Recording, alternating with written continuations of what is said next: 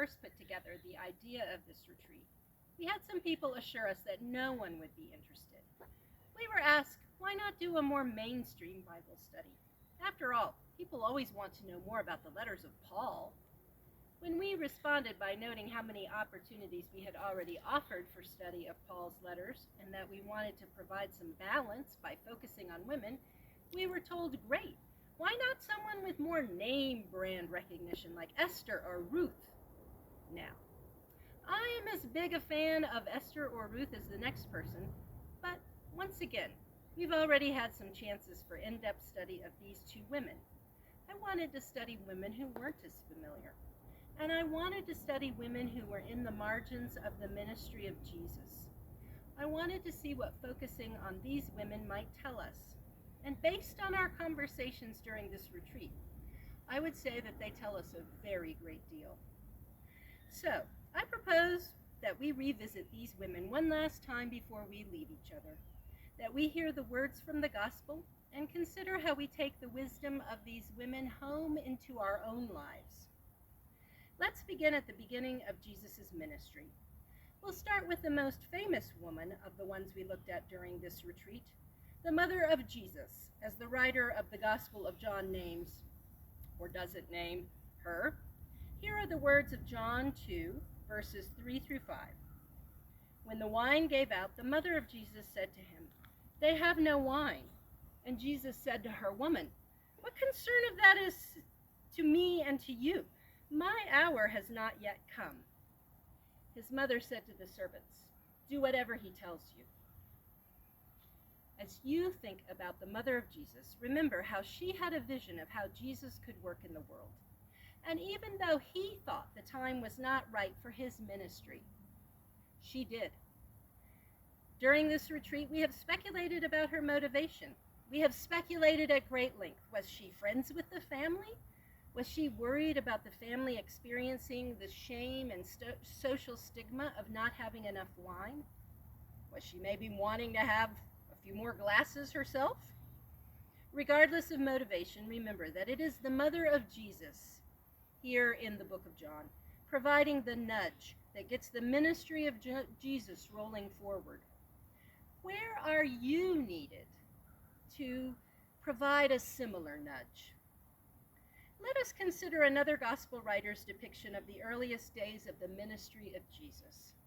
In the Gospel of Mark, in the very first chapter, Jesus has cast out an unclean spirit, and then he heals the mother-in-law of Simon Peter.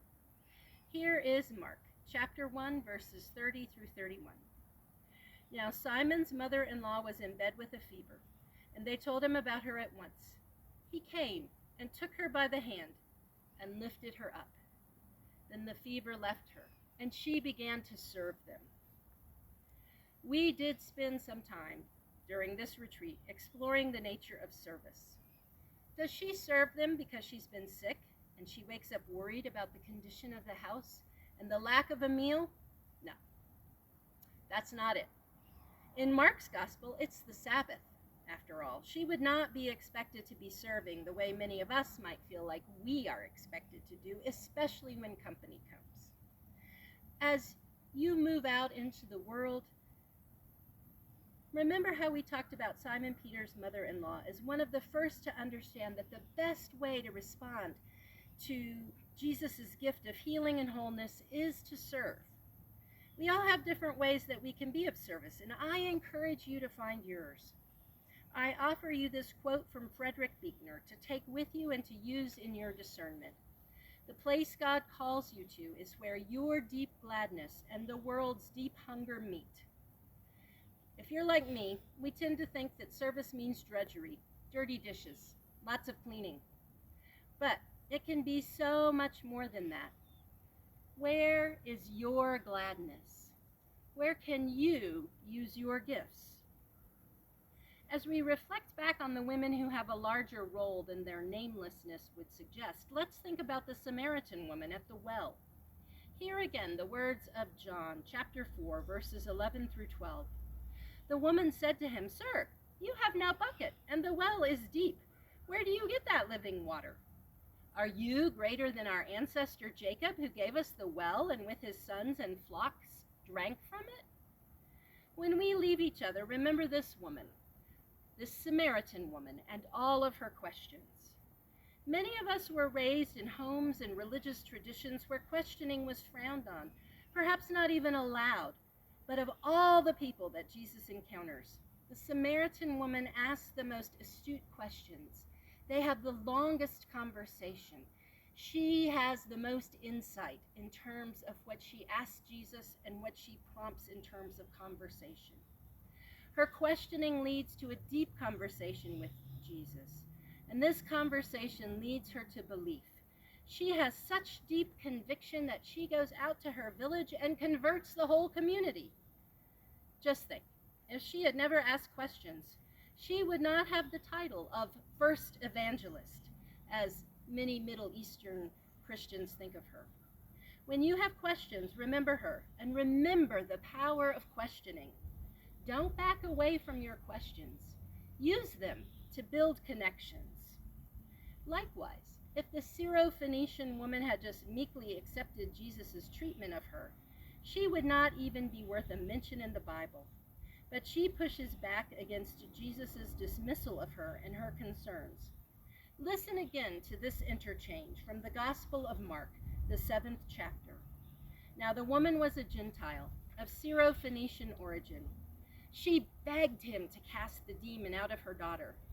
He said to her, "Let the children be fed first, for it is not fair to take the children's food and throw it to the dogs."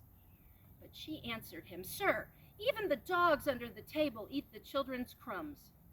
Then he said to her, "For saying that, you may go. The demon has left your daughter." And when she went home, she found the child lying on the bed and the demon gone. Here at this retreat, we have spent time talking about how scary it can be to stand up for what is right. We have talked about how terrifying it can be to argue for a more just world. We have supported each other when we have dreamed a bigger vision than the world tells us is possible. When we are not together in a retreat time, it can be hard to feel that support. That's why we used our artistic time together at this retreat, to make small objects of clay or wood that we can keep in a pocket, that we can hold in our hands when we need to remember how important it is to have courage. The Syrophoenician woman's courage led Jesus to consider that maybe his vision for ministry was too constrained, that maybe he should enlarge his own borders. Where might your courage lead? In conclusion, we have had such a fruitful time together, and I know it can be hard to leave each other. But happily, we have formed a community, and we can continue to support each other as we nudge things into beginning or completion, as we discern the best way to serve, as we engage in deep conversation, and as we dream of a world that is far more expansive than any we have been told is possible. Let us keep each other in prayer, and let us know that even though our larger society may not name us, we can do work that is important no matter who we are, as long as we remember whose we are. Amen.